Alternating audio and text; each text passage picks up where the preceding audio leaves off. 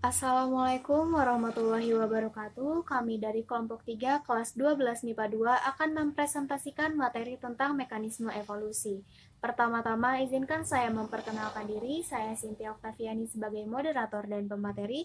Kemudian ada rekan saya Eka Melviani, Selamat Cipa, dan Wildatul Laila sebagai pemateri.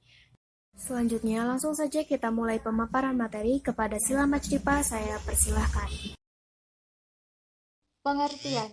Mekanisme evolusi adalah proses evolusi yang terjadi karena adanya seleksi alam dan variasi genetik, sehingga akan memunculkan sifat-sifat baru yang akan diwariskan pada keturunannya. Adanya seleksi alam mengharuskan semua makhluk hidup berjuang untuk bertahan hidup. Dalam upaya agar dapat lolos seleksi alam, setiap makhluk hidup dapat mengalami perubahan baik secara morfologis, fisiologis, dan tingkah laku. Berikut faktor-faktor yang berperan dalam mekanisme evolusi, meliputi 1. Seleksi alam. Seleksi alam merupakan sebuah proses yang menyebabkan sifat terwaris yang berguna untuk keberlangsungan hidup dan reproduksi organisme menjadi lebih umum dalam suatu populasi dan sebaliknya. Sifat yang merugikan menjadi lebih berkurang. Seleksi alam dapat dibagi menjadi 3 macam, yaitu seleksi berarah, seleksi pemutus, dan seleksi pemantap. Seleksi berarah merupakan perubahan lingkungan yang menyatakan adaptasi ke arah lingkungan baru. Misalnya, kupu-kupu Biston betularia sebelum terjadinya revolusi industri di Inggris lebih banyak yang berwarna cerah dibandingkan yang berwarna gelap. Namun, setelah revolusi industri terjadi, yang sebaliknya.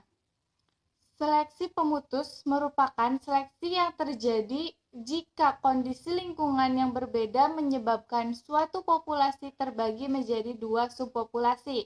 Misalnya, populasi ayam yang sebelumnya hanya terdiri atas 1 spesies, karena perbedaan habitat, menyebabkan spesies yang terpecah menjadi 2 populasi, yaitu ayam hutan dan ayam kampung. Seleksi pemantap merupakan seleksi yang bekerja pada kelompok-kelompok tertentu dari suatu populasi sehingga menghasilkan populasi adaptif dan menyisihkan kelompok-kelompok dengan variasi yang ekstrim dan tidak adaptif. Kemudian ada mutasi. Mutasi merupakan peristiwa yang menyebabkan terjadinya perubahan pada frekuensi gen, sehingga mempengaruhi fenotip dan genotip. Mutasi ini bisa menguntungkan atau bahkan merugikan. Menguntungkan apabila berpotensi menghasilkan sifat baru yang lebih menguntungkan, kemudian menghasilkan spesies yang dapat beradaptasi, dan yang terakhir memiliki kemampuan bereproduksi dengan bibit unggul. Nah, jika sifat yang dihasilkan berkebalikan dengan sifat seperti di atas atau yang baru saja saya sebutkan, maka mutasi yang terjadi merugikan. Untuk mekanisme selanjutnya akan dijelaskan oleh Eka Melviani. Kepada Eka Melviani, saya persilahkan.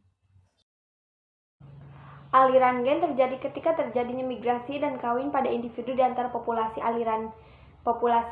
Aliran gen ini sangat bergantung pada jumlah individu yang datang, seberapa banyak perbedaan genetik individu-individu yang datang bergabung. Selanjutnya ada genetic drift. Genetic drift merupakan perubahan acak frekuensi gen pada populasi gen yang disebabkan oleh kematian, migrasi, ataupun isolasi. Genetic drift dapat disebabkan oleh 2 kondisi. Yang pertama ada the bottleneck effect, merupakan bencana alam seperti kebakaran, gempa bumi, sehingga populasi yang tinggal sangat sedikit. Terus yang kedua ada the founder effect, ketika sejumlah kecil dari organisme berpindah ke suatu tempat yang lain. Rekombinasi seksual. Adanya kemampuan reproduksi secara seksual pada setiap individu akan menghasilkan keturunan yang dapat berbeda dengan induknya. Hal ini dipengaruhi oleh penggabungan kromosom yang terjadi secara acak antara 2 sel gamet pada tahap meiosis. sehingga memberi peluang dihasilkannya keturunan yang viabilitasnya tinggi dan berpengaruh terhadap evolusi populasi. Perkawinan yang tidak acak akan mengakibatkan terbentuknya gen resesif pada keturunan karena alel yang cenderung disukai akan mendominasi dalam populasi. Kemudian ada adaptasi. Apa sih adaptasi itu? Adaptasi merupakan struktur atau perilaku yang meningkatkan fungsi organ tertentu yang menyebabkan organisme menjadi lebih baik dalam bertahan hidup dan bereproduksi. Ia diakibatkan oleh kombinasi perubahan acak dalam skala kecil pada sifat organisme secara terus-menerus yang diikuti oleh seleksi alam varian yang paling cocok terhadap lingkungannya. Selanjutnya ada seleksi buatan. Manusia telah memodifikasi spesies lain selama beberapa generasi dengan cara menyeleksi individu dengan sifat yang diinginkan sebagai induk dalam pembibitan. Seleksi buatan ini dapat melakukan perubahan dalam kurun waktu yang relatif singkat. Dari seleksi buatan akan muncul spesies-spesies baru sehingga seleksi buatan merupakan salah satu mekanisme terjadinya evolusi namun dengan keterlibatan manusia di dalamnya. Mekanisme selanjutnya akan dijelaskan oleh Wildatul Laila. Kepada Wildatul Laila saya persilahkan. Hukum Hardy-Weinberg. Pada proses evolusi terjadi perubahan frekuensi gen. Bila perbandingan antara genotip-genotip dalam satu populasi tidak berubah dari satu generasi ke generasi, maka frekuensi gen dalam populasi tersebut ada dalam keadaan seimbang.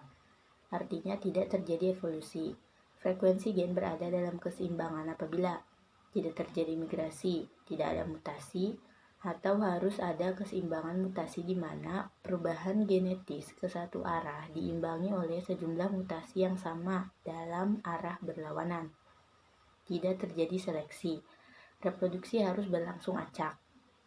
Populasi harus besar. Bila frekuensi gen dalam suatu populasi ada dalam keadaan seimbang, berlaku hukum Hardy-Weinberg. Apabila frekuensi gen yang satu dinyatakan dengan simbol P dan alelnya dengan simbol Q, maka P plus Q sama dengan 1.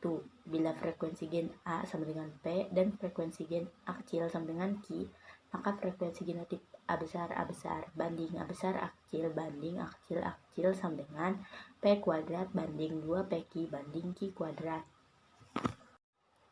Cara mencari frekuensi gen. Jika dalam suatu populasi diketahui frekuensi genotipnya, maka frekuensi gennya dapat dicari. Contohnya, frekuensi genotip A kecil dalam suatu populasi 0,25.